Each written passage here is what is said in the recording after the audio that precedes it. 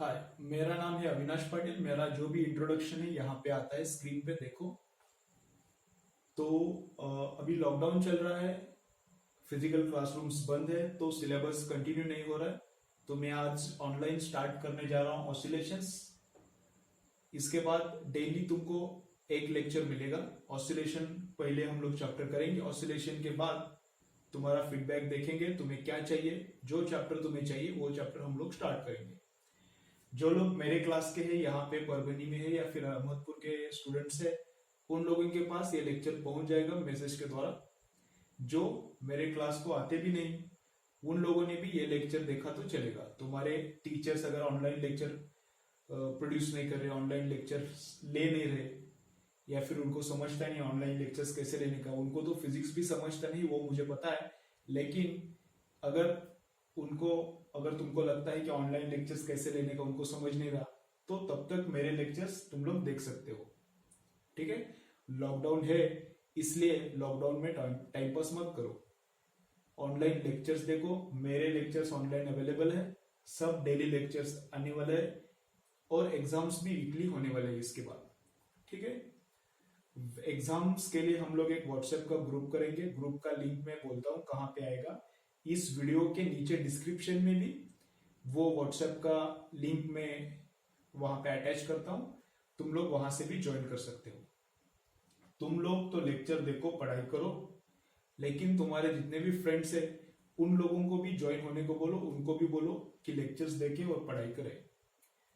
Lockdown है इसलिए time pass मत करो, टाइम को यूटिलाइज करो, पढ़ाई में ध्यान दो। ओके, चलो। तो क्या स्टार्ट करने वाले हैं आज हम? ऑसिलेशन स्टार्ट करने वाले हैं। ऑसिलेशंस पे कितने न्यूमेरिकल्स आते हैं नीट में ऑसिलेशन पे 2 न्यूमेरिकल्स आ सकते हैं, मैक्सिमम 1 न्यूमेरिकल भी आ सकता है। ओके, तो मैक्सिमम 8 मार्क्स, मिनिमम 4 मार्क्स के लिए ऑसिलेशन चैप्टर आ सकता है। ऑसिलेशन का एग्जांपल्स कभी कभी वेव्स और वेव मोशन के साथ मिक्स रहता है, स्टेशनरी वेव्स, वो वाला वेव्स साउंड वेव्स के साथ मिक्स में आता है। ओके, तो 2 न्यूमेरिकल्स या फिर 1 न्यूमेरिकल पॉसिबल है। तो फर्स्ट हम लोग 2 डेफिनेशंस देखने वाले, 2 डेफिनेशंस लिख के लो। जब भी तुम लोग लेक्चर्स देखने के लिए बैठ रहे हो, पेन और नोटबुक दोनों लेके बैठो। जब जब मैं बोलता हूं डेफिनेशंस लिखने का, तब तब डेफिनेशंस लिख के लो। जब जब मैं डेरिवेशंस लिख के देता हूं, तब डेरिवेशंस लिख के लो। हम लोग यहाँ पे एग्जाम्पल भी करेंगे, उसके बाद एग्जाम्पल भी लिख के लो। ठीक है, हमारा मेरा टीचिंग करने का स्टाइल कैसे रहेगा? Theory of one part immediately, उसके ऊपर numericals. Okay, then theory of second part, then उसके ऊपर न्यूमेरिकल्स। एंटायर चैप्टर का थ्योरी, फिर उसके बाद न्यूमेरिकल्स। ऐसा मेथड स्टैंडर्ड इंस्टीट्यूशन में कभी भी कहां पर भी नहीं चलता, और जो स्टैंडर्ड इंस्टीट्यूट्स में मेथड चलता है वही हम लोग यहाँ पे फॉलो करने वाले हैं। थोड़ा थ्योरी उसके ऊपर न्यूमेरिकल्स, थोड़ा थ्योरी उसके ऊपर न्यूमेरिकल्स, राइट। पूरा चैप्टर थ्योरी पढ़ाने का, उसके बाद न्यूमेरिकल्स लेने का, ये स्टाइल नीट और सीईटी, नीट और जेई के लिए अच्छा नहीं है। ये एग्जाम्स पढ़ने के लिए अच्छा नहीं है। ठीक है, चलो। तो हम लोग स्टार्ट करते हैं। फर्स्ट क्या है? फर्स्ट डेफिनेशन है पीरियोडिक मोशन की। तो पीरियोडिक मोशन डेफिनेशन लिखो। तो डेफिनेशन क्या है? डेफिनेशन कहां पे यूजफुल है? डेफिनेशन बस बोर्ड के लिए यूजफुल है। डेफिनेशन नीट और जेई में और सीईटी में कहां पे भी नहीं पूछते। उसका एप्लीकेशन पूछ सकते हैं, लेकिन डेफिनेशन एज इट इज नहीं पूछते। ठीक है, चलो लिखो पीरियोडिक मोशन। तो क्या है पीरियोडिक मोशन का? मोशन, प्रोसेस और फिनोमिना। चलो लिखो क्या? मोशन, प्रोसेस और phenomenon which repeats in equal intervals of time. Motion, process or phenomenon which repeats in equal intervals of time is called periodic. ठीक है, चलो नेक्स्ट डेफिनेशन किसका लिखना है? टाइम पीरियड का। तो लिखो टाइम पीरियड का डेफिनेशन क्या है? Time required for one oscillation, time required for one oscillation is called time period. Time required for one oscillation is called time period. तो नेक्स्ट क्या है, नेक्स्ट हम लोगों को देखना है simple harmonic motion. Next simple harmonic motion. Okay चलो, तो पीरियोडिक मोशन मतलब क्या रहता है, जो भी मोशन पीरियोडिकली रिपीट होता है, जो भी मोशन पीरियोडिकली रिपीट होता है, बार बार होते रहता है, उसको बोलते हैं पीरियोडिक मोशन। अभी जैसे कि यहाँ पे पेन है, पेन को मैंने इधर डिस्टर्ब किया तो पेन इधर जाएगा, इधर जाएगा, इधर जाएगा, इधर जाएगा, इधर जाएगा, ये ऐसा जो चल रहा है इसका पेन का इधर इधर मोशन चल रहा है, उसको क्या बोलते हैं, पीरियोडिक मोशन, क्योंकि वो रिपीट होता है। और पेन को इधर से इधर पूरा जाके वापस आने के लिए, पेन को इधर पूरा जाके वापस आने के लिए कितना टाइम लगता है, उसको बोलते हैं टाइम पीरियड। उसको क्या बोलते हैं, टाइम पीरियड। तो टाइम पीरियड मतलब क्या, time required for one oscillation. और उसके बाद अभी हमको क्या देखना है, एसएचएम। तो एसएचएम क्या होता है, देखो एसएचएम पीरियोडिक मोशन का एक पार्ट रहता है, पीरियोडिक मोशन का एक सबसेट क्या रहता है, एसएचएम। तो अभी स्प्रिंग का एक हम लोग एग्जांपल देखेंगे। देखो यहां पे मैंने स्प्रिंग लिया है और यहां पे स्प्रिंग को क्या अटैच किया है, हमने मास अटैच किया है m किलोग्राम्स का, मास अटैच किया है m किलोग्राम का, ठीक है। तो स्प्रिंग को हमने कॉम्प्रेस किया इधर तक, स्प्रिंग को हमने कॉम्प्रेस किया इधर तक, तो स्प्रिंग को इधर तक कॉम्प्रेस किया तो स्प्रिंग कॉम्प्रेस हो जाएगा। तो स्प्रिंग क्या करेगा, मास को इस डायरेक्शन में फोर्स लगाएगा। स्प्रिंग मास पे कितना फोर्स लगाता है, स्प्रिंग मास पे कितना फोर्स लगाता है, F इज इक्वल टू के एक्स। के रहता है स्प्रिंग कांस्टेंट और एक्स रहता है change in length of spring. तो इतना स्प्रिंग फोर्स लगाता है। और अगर मास उस तरफ ले लिया x डिस्टेंस से, तो भी स्प्रिंग मास के ऊपर इधर फोर्स लगाता है। अगर मास को इधर डिस्प्लेस किया तो स्प्रिंग इधर फोर्स लगाता है। वो भी फोर्स कितना रहता है, इतना ही रहता है। वो भी फोर्स कितना रहता है, इतना रहता है। माइनस क्यों आता है यहाँ पे, माइनस आता है क्योंकि फोर्स का और डिस्प्लेसमेंट का डायरेक्शन क्या है, ऑपोजिट है। मास अगर इधर x डायरेक्शन से जाता है, डिस्प्लेसमेंट अगर इधर होगा तो फोर्स का डायरेक्शन उधर है। मास इधर डिस्प्लेस हो गया, डिस्प्लेसमेंट इधर है, तो स्प्रिंग ने मास पे लगाया हुआ फोर्स क्या है, ऑपोजिट डायरेक्शन में है। यहां पे क्या होता है, मास को इधर पुल किया तो डिस्प्लेसमेंट उधर है, लेकिन स्प्रिंग तो इधर पुल कर रहा है, तो डायरेक्शंस ऑपोजिट है, इसलिए यहां पे क्या आता है, माइनस आता है। ठीक है, चलो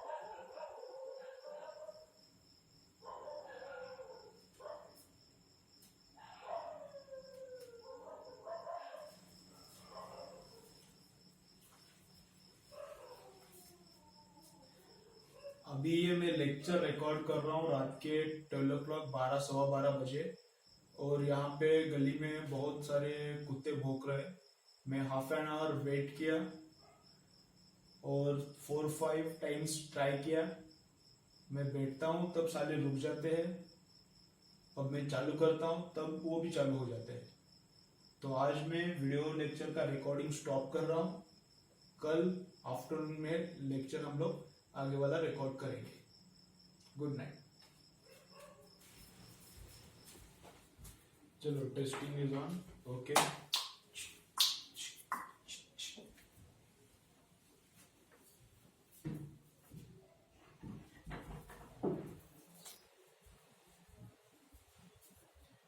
चलो अभी आफ्टरनून का टाइम है, रिकॉर्डिंग हम लोग स्टार्ट करने वाले हैं। कल रात थोड़ा कुत्ते ने तकलीफ दिया हमको, तो इसलिए रिकॉर्डिंग बंद किया था। अब हम लोग स्टार्ट करें। क्या क्या देखा था हमने, देखा था definition of periodic motion, then उसके बाद क्या देखा था, टाइम पीरियड का डेफिनेशन। अब उसके बाद हम लोग एसएचएम देख रहे हैं, एसएचएम क्या होता है। तो मैंने इतना बताया था क्या, कि SHM is subset of periodic motions.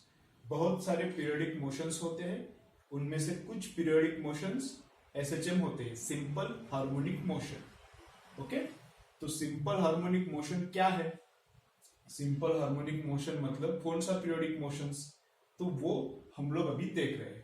ठीक है, तो यहाँ पे क्या अरेंजमेंट किया है, यहाँ पे स्प्रिंग है, यहाँ पे मास अटैच किया है।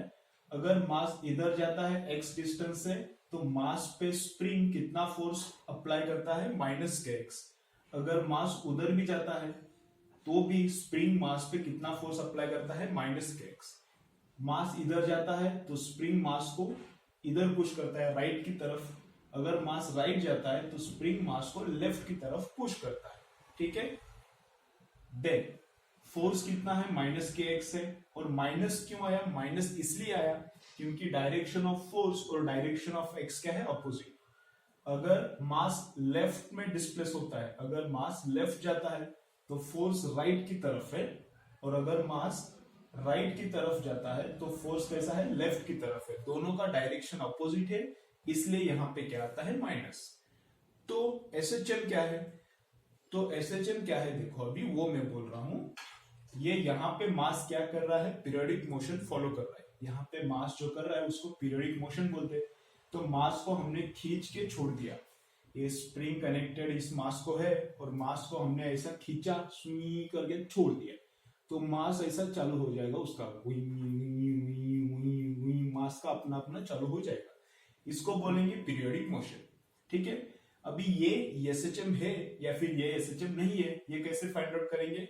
तो फर्स्ट रूल क्या है SHM का, SHM में फोर्स और डिस्प्लेसमेंट दोनों प्रोपोर्शनल चाहिए। SHM में क्या चाहिए, फोर्स और डिस्प्लेसमेंट दोनों प्रोपोर्शनल चाहिए। मास के ऊपर का फोर्स, मास के ऊपर कौन SHM परफॉर्म कर रहा है, मास। किसका SHM चल रहा है, मास का। किसका पीरियोडिक मोशन चल रहा है, मास का। तो मास के ऊपर जो भी फोर्स है, अभी मास के ऊपर किसने फोर्स लगाया है, स्प्रिंग ने फोर्स लगाया है। तो force on mass and mass का डिस्प्लेसमेंट, ये दोनों क्या होने चाहिए, प्रोपोर्शनल होने चाहिए। तो प्रोपोर्शनल रहता ही है, मास पे फोर्स लगा रहा है स्प्रिंग, और स्प्रिंग का फोर्स कैसा रहता है, -kx। तो फोर्स एंड x क्या है, प्रोपोर्शनल है। तो जितना हम लोग मास को डिस्प्लेस करेंगे उतना उस पर फोर्स बढ़ता है, जितना हम लोग इस मास को डिस्प्लेस करेंगे उतना उस पर फोर्स बढ़ता है। इधर डिस्प्लेस करेंगे तो भी फोर्स बढ़ता ही है। तो force and displacement are proportional. तो ये फर्स्ट रूल है SHM का। सेकेंड रूल SHM का क्या है, force should be directed towards the mean position. Force कहां पे डायरेक्टेड होना चाहिए, टुवर्ड्स द मीन पोजीशन। मतलब अगर मास को हम लोग इधर अंदर पुश करते हैं तो स्प्रिंग बाहर इधर पुश करता है, टुवर्ड्स मीन पोजीशन, ये बीच वाला पोजीशन। अगर मास को हम लोग इधर खींचते हैं, मास को हम लोग इधर खींचते हैं, तो स्प्रिंग उसको वापस से मीन पोजीशन की तरफ पुल करता है। तो स्प्रिंग का फोर्स कैसा है, टुवर्ड्स द बीच वाला position, towards the mean position. तो दोनों कंडीशंस अगर सेटिस्फाई हो रहा है, पहला condition force is proportional to displacement, और second condition force is directly proportional to, force is directed towards the mean position, force is directed towards the mean position. अगर दोनों भी कंडीशन सेटिस्फाई हो रहा है तो इसको क्या बोलते हैं हम लोग, सिंपल हार्मोनिक मोशन। ओके, ठीक है। तो सिंपल हार्मोनिक मोशन का एक डिफरेंशियल इक्वेशन रहता है। वो डिफरेंशियल इक्वेशन क्या रहता है, एकदम सिंपल सा इक्वेशन रहता है, इसको थोड़ा कन्वर्ट किया तो ये डिफरेंशियल इक्वेशन बनता है। ठीक है, चलो तो मैं एक्सेलरेशन को लिखता हूं। एक्सेलरेशन को कैसे लिख सकते हैं, acceleration is force upon mass.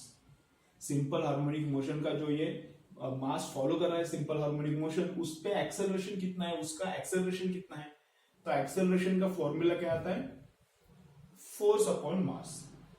तो उस मास पे फोर्स कितना है, उस मास पे फोर्स कितना है, -kx अपॉन m। तो -k/m को मैं क्या एज्यूम कर रहा हूं, ओमेगा स्क्वायर। ओमेगा एक कांस्टेंट है, ओमेगा एक कांस्टेंट है, कितना है वो, √k/m है। ओमेगा एक कांस्टेंट है, वो क्या है, k/m। माइनस है, वैसे माइनस यहां पे आ गया, और k/m के लिए मैंने यहां पे क्या लिखा है, ओमेगा स्क्वायर। ठीक है, तो k/m के लिए मैंने एक कांस्टेंट एज्यूम किया, उसको क्या लिखा है हम लोगों ने, ओमेगा। ओमेगा लिखा है, √k/m के लिए ओमेगा लिखा है। तो k/m के लिए क्या आएगा, ओमेगा स्क्वायर x। ठीक है, एक कांस्टेंट है ओमेगा, उसका यूज क्या है, उसके नाम क्या है, मैं बाद में बोलूंगा। तो माइनस ओमेगा स्क्वायर एक्स। तो एक्सेलरेशन को कैसे लिख सकते हैं? एक्सेलरेशन को हम लोग लिख सकते हैं dv बाय dt, या फिर एक्सेलरेशन को हम कैसे लिख सकते हैं, D square X upon dt square. Acceleration को हम लोग कैसे लिख सकते हैं, या तो dv बाय dt लिख सकते हैं, derivative of velocity with respect to time, या तो फिर क्या लिख सकते हैं, D square X upon dt square. ठीक है, तो यहां पे आ गया माइनस ओमेगा स्क्वायर एक्स, यहां पे भी आएगा माइनस ओमेगा स्क्वायर एक्स। इसको ही थोड़ा सिंप्लीफाई किया तो क्या होता है, ये लेफ्ट हैंड साइड राइट में गया तो माइनस क्या बनता है, प्लस। तो D square X upon dt square, D square X upon dt square plus omega square X is equal to 0, plus omega square X is equal to 0। This is called differential equation of SHM. This is called differential equation of SHM. अभी heading लिखो SHM, ये drawing करो, ये सब लिखो, यहां तक लिखो, और इसके नीचे लिखो क्या, this is the differential equation of SHM। Omega को क्या बोलते हैं, ओमेगा को एंगुलर फ्रीक्वेंसी भी बोलते हैं या फिर एंगुलर वेलोसिटी भी बोलते हैं। ओमेगा के नाम क्या है, दो, या तो उसको बोलते हैं एंगुलर फ्रीक्वेंसी, या तो उसको बोलते हैं एंगुलर वेलोसिटी। ठीक है, अब इसको हम लोग सॉल्व करेंगे, we will solve this differential equation and we will find out expressions for displacement of mass and velocity of mass. Okay, video pause करो, इतना लिखो, उसके बाद हम लोग वो देखेंगे। जब भी तुमको लगता है कि वीडियो हेवी हो रहा है, जो भी मैं टीच कर रहा हूं थोड़ा हेवी हो रहा है, तो वीडियो तुम लोग रिपीट देख सकते हो। जो भी समझ में नहीं आ रहा वो रिपीट देखो। ठीक है, पूरा अंडरस्टैंड करो, पूरा नोटबुक में लिख के लो। तो अब हम लोग कहां पे आ गए हैं, एसएचएम अंडरस्टैंड किया है। एसएचएम क्या है, एसएचएम पीरियोडिक मोशन का एक सबसेट है। कुछ पीरियोडिक मोशंस को, बहुत सारे पीरियोडिक मोशंस रहते हैं, उनमें से कुछ पीरियोडिक मोशंस को क्या बोलते हैं हम लोग, SHM, simple harmonic motion. Simple harmonic motion में क्या रहता है, दो condition, force is proportional to displacement and force is directed towards the mean position. अब उसका डिफरेंशियल इक्वेशन भी रहता है, वो हमने अभी फाइंड आउट किया था। तो डिफरेंशियल इक्वेशन क्या रहता है उसका, D square X upon D T square plus omega square X is equal to 0। ये डिफरेंशियल इक्वेशन आया था। इसमें ओमेगा क्या था, इसमें ओमेगा क्या था, ओमेगा रूट ऑफ के बाय एम। ओमेगा क्या है, रूट ऑफ के बाय एम। के बाय एम को ओमेगा स्क्वायर हमने पुट किया था। और ओमेगा को दो नाम है, ओमेगा को क्या बोलते हैं, एंगुलर वेलोसिटी बोलते हैं या फिर एंगुलर फ्रीक्वेंसी बोलते हैं, एंगुलर वेलोसिटी या फिर एंगुलर फ्रीक्वेंसी। अभी इसको हम लोग सॉल्व करेंगे और क्या फाइंड आउट करेंगे, वो जो मास था, मास ऐसा था, स्प्रिंग था और मास था, और मास इधर इधर इधर इधर अपना उसका ऑसिलेशन चालू है। तो मास का वेलोसिटी कितना है वो हम लोग फाइंड आउट करने वाले हैं। मास के वेलोसिटी का डिपेंडेंसी एक्स के ऊपर कितना है वो हम लोग फाइंड आउट करने वाले हैं। ठीक है, चलो, तो ये क्या है, एक्सेलरेशन है। ये पार्ट क्या है, एक्सेलरेशन है। एक्सेलरेशन को हम लोग कैसे लिख सकते हैं, dv बाई dt भी लिख सकते हैं, या फिर D square X upon dt square, इस स्टाइल में भी लिख सकते हैं। लेकिन अब मैं क्या कर रहा हूं, उसको लिखता हूं मैं dv अपॉन dt लिखता हूं, और इसको मैं क्या करता हूं, राइट की तरफ लेता हूं, माइनस ओमेगा स्क्वायर एक्स। ठीक है, चलो नेक्स्ट स्टेप में क्या करता हूं मैं, ये डेरिवेशन है, ये डेरिवेशन नीट और जेई में ज्यादा काम का नहीं है, लेकिन ये बोर्ड में पूछते हैं, बोर्ड में, एचएससी बोर्ड में ये पूछते हैं, इसका डेरिवेशन 3 मार्क्स के लिए आ सकता है ये। तो डेरिवेशन बोर्ड के लिए इंपॉर्टेंट है, जेई नीट के लिए इतना इंपॉर्टेंट नहीं है। चलो तो स्टार्ट करेंगे। तो यहां पे मैं थोड़ा एडजस्टमेंट करता हूं, देखो क्या एडजस्टमेंट करता हूं मैं, इसको ऐसा लिखता हूं, D V upon D X into D X upon D T मैंने क्या dv का dv लिखा है यहाँ पे, dt का dt, और dx एक ऊपर है और dx एक मैंने एक्स्ट्रा नीचे ऐड किया है। तो क्या होता है dx upon dt, dx upon dt कितना रहता है, dx अपॉन dt रहता है v, dx अपॉन dt कितना होता है v, ये जो dv है एज इट इज dv आया, और इधर का dx जो डिनोमिनेटर में था उधर गया, फिर होता क्या है minus omega square x dx। तो क्या होता है minus omega square x dx।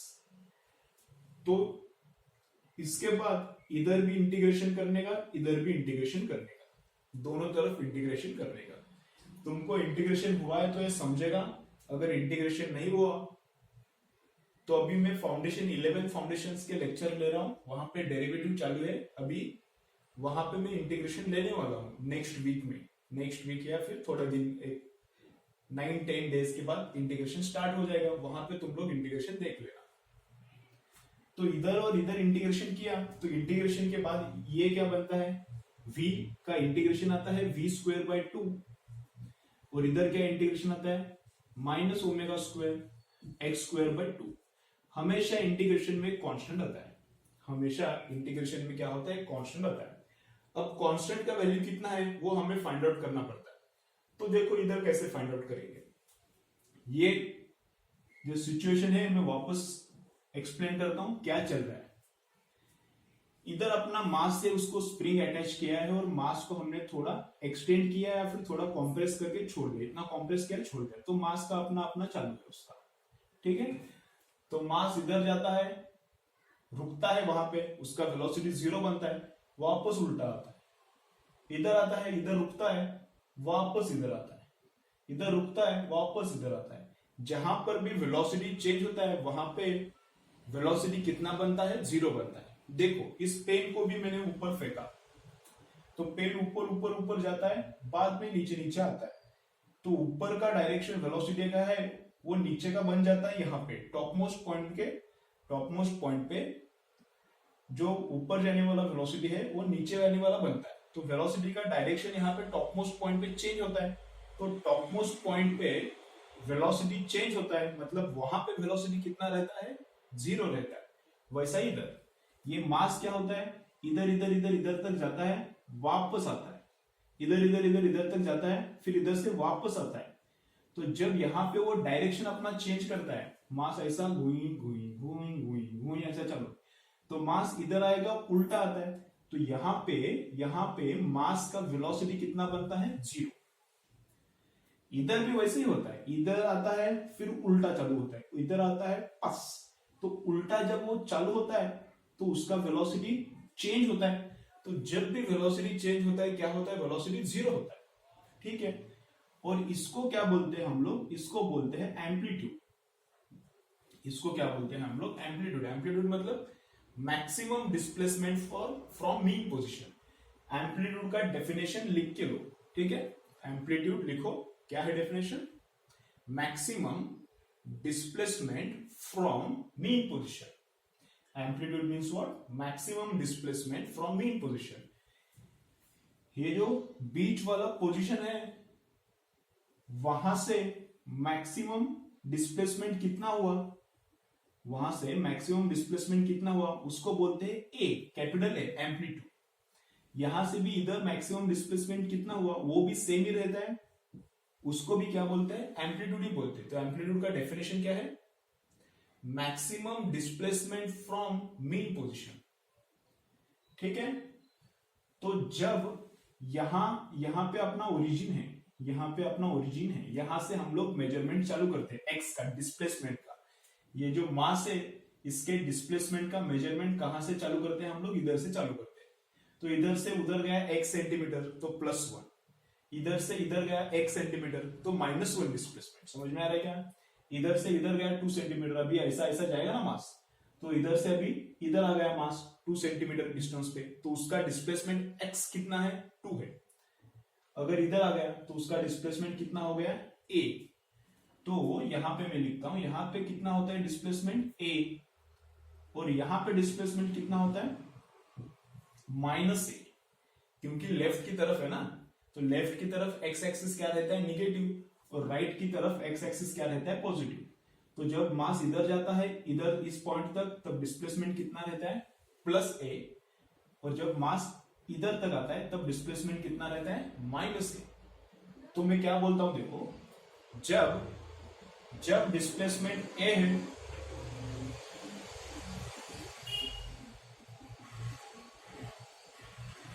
जब डिस्प्लेसमेंट ए है, वेलोसिटी कितना है, 0। तो क्या लिख सकता हूं मैं, eight x is equal to a, velocity becomes how much, 0। at x is equal to a, velocity becomes how much, 0। तो ठीक है, तो x में यहां पे a पुट करूंगा और वेलोसिटी क्या पुट करता हूं, 0। तो वेलोसिटी को 0 पुट किया तो लेफ्ट हैंड साइड बिकम 0। यहां पे क्या होता है, minus omega square A square minus omega square A square upon 2 plus C. X के जगह पे मैंने ए पुट किया है और वेलोसिटी के जगह पे मैंने क्या पुट किया है, 0। अभी सी यहां पे, ये माइनस को इधर लेता हूं, तो सी कितना होता है, omega square A square upon 2। तो सी का वैल्यू कितना है, omega square A square upon 2। ठीक है, सी मिल गया, लेकिन हमें सी तो चाहिए, लेकिन अल्टीमेटली क्या फाइंड आउट करना है मुझे, I want to find out velocity. अभी तुम्हारे दोस्त आए इधर, चालू किया उन्होंने वापस, ओके। तो मुझे क्या फाइंड आउट करना है, relation between velocity and displacement. तो इस इक्वेशन में सी का वैल्यू मैं पुट करता हूं, इस इक्वेशन में ये सी का वैल्यू मैं पुट कर रहा हूं। तो क्या होता है, देखो, v square by 2 is equal to minus omega square X square upon 2 plus C. लेकिन सी कितना है, omega square A square upon 2। C कितना है, omega square A square upon 2। अब 2 कैंसिल हो जाएगा, तो v स्क्वायर कितना आता है, v स्क्वायर आता है, ओमेगा स्क्वायर को अगर मैंने कॉमन ले लिया तो v स्क्वायर कितना आता है, A square minus X square. v square कितना आता है,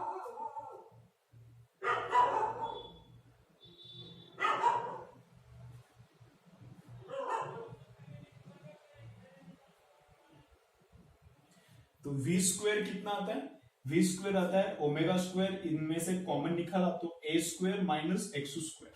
ठीक है, चलो, तो v का एक्सप्रेशन क्या आता है, दिखता है क्या तुमको, शायद दिखेगा।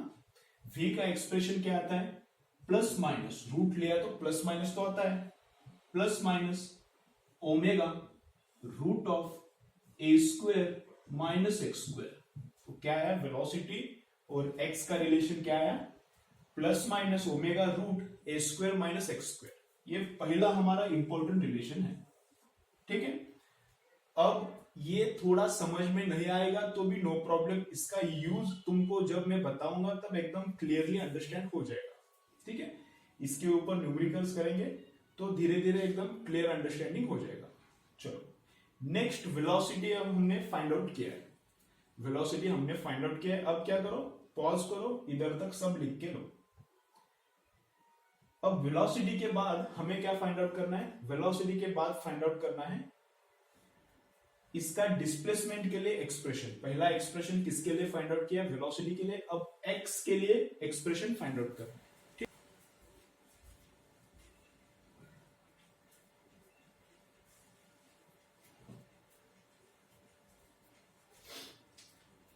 चलो, तो अब तक क्या देखा है हमने, फर्स्ट देखा है पीरियोडिक मोशन का डेफिनेशन, फिर टाइम पीरियड का डेफिनेशन देखा है, अभी बीच में क्या देखा है, एम्पलीट्यूड का डेफिनेशन देखा है। देन हमने देखा है एसएचएम क्या होता है। तो एसएचएम क्या होता है, बहुत सारे पीरियोडिक मोशन होते हैं, रिपीट करने वाले मोशन बहुत सारे होते हैं, उनमें से कुछ मोशंस होते हैं एसएचएम। तो एसएचएम में क्या होता है, force is proportional to displacement. बोलो एसएचएम में क्या होता है, force is proportional to displacement and force is directed towards the mean position. तो F is proportional to x, SHM में होता है F is proportional to x and F is directed, force is directed towards the mean position. तो उसमें से एक हम लोग देख रहे हैं क्या, यहां पे रिजिड सपोर्ट है, स्प्रिंग है, यहां पे मास m अटैच किया है और स्प्रिंग अपना एसएचएम परफॉर्म कर रहा है। तो स्प्रिंग इधर जाता है, इधर जाता है, मास इधर इधर इधर इधर इधर इधर ऐसा चल रहा है। तो इसको बोलेंगे हम लोग मीन पोजीशन। जब स्प्रिंग रिलैक्स है, स्प्रिंग में कोई भी टेंशन नहीं, एक्सटेंशन नहीं, कंप्रेशन नहीं, तब जहां पे मास है उसको बोलते हैं हम लोग मीन पोजीशन। स्प्रिंग मैक्सिमम ये मास इधर तक आता है, मैक्सिमम इधर आता है, उसके बाद फिर मोशन चेंज करता है, तो इसको बोलते हैं हम लोग एम्पलीट्यूड। ये डिस्टेंस को हम लोग क्या बोलते हैं? एम्पलीट्यूड। उसका डेफिनेशन क्या है? Maximum displacement from the mean position. Mass जितना उधर जाता है उतना इधर भी आता है, मास जितना उस डायरेक्शन में जाता है उतना ही इस डायरेक्शन में भी आता है। लेकिन इधर x क्या बोलेंगे हम लोग? माइनस है, क्योंकि ये लेफ्ट हैंड साइड है, तो कोऑर्डिनेट एक्सिस में left hand side minus, right hand side plus रहता है।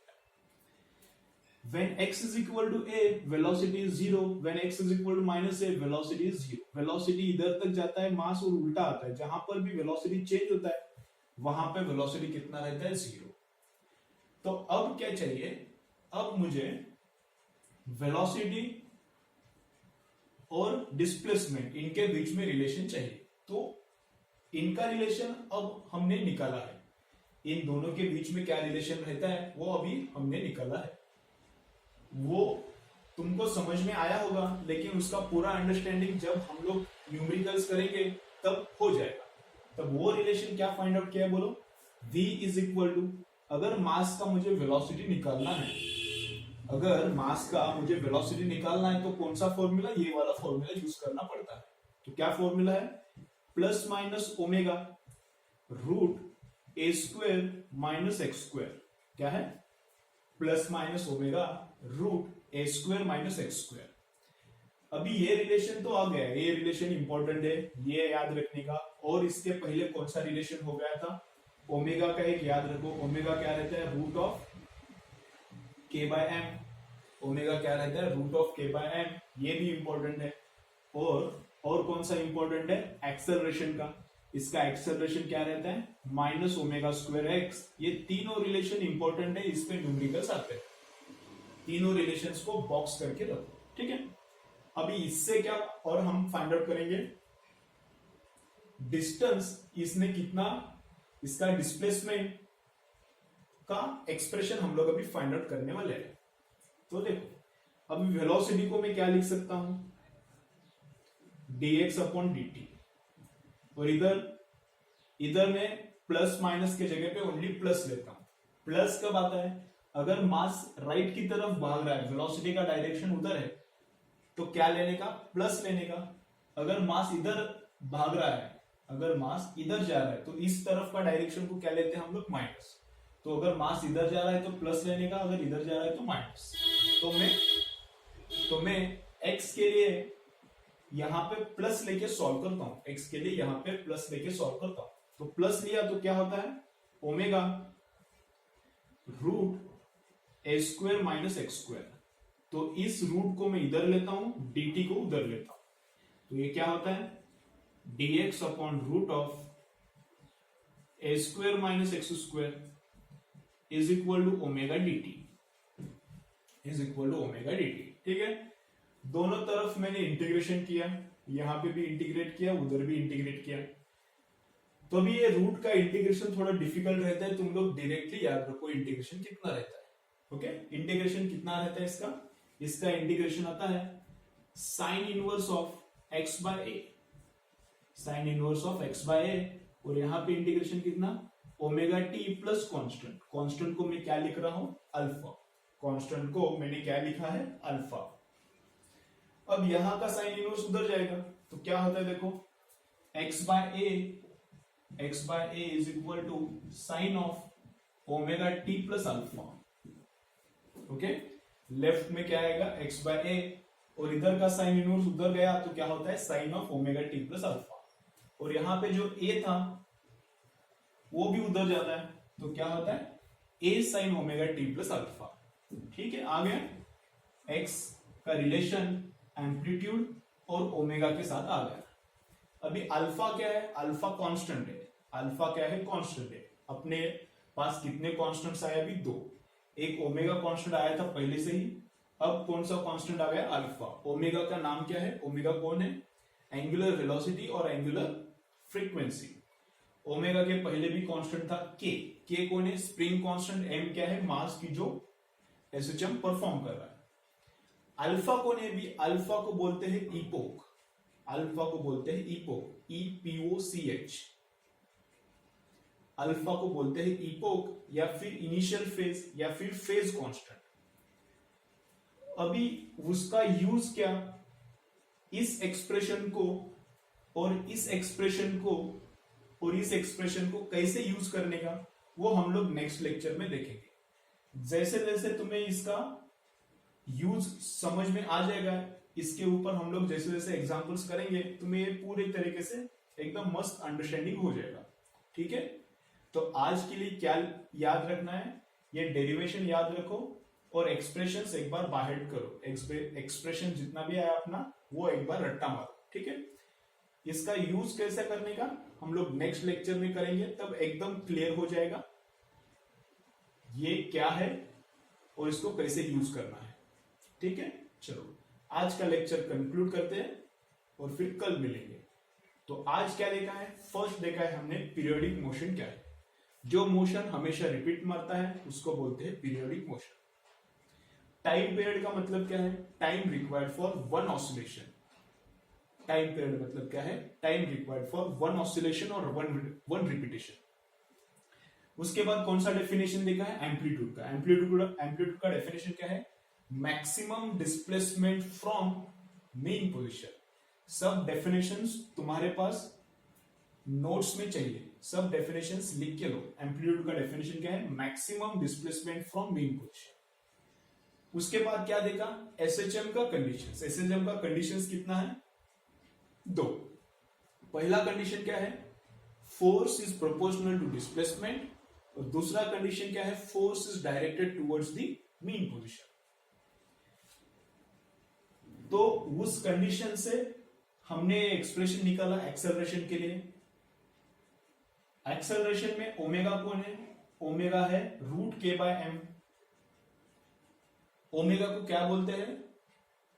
एंगुलर फ्रीक्वेंसी और एंगुलर वेलोसिटी। के कौन है? Spring constant. इससे हमने डिफरेंशियल इक्वेशन प्रोड्यूस किया और उसको सॉल्व किया तो ये आता है। इसको वापस से सॉल्व किया तो ये आता है।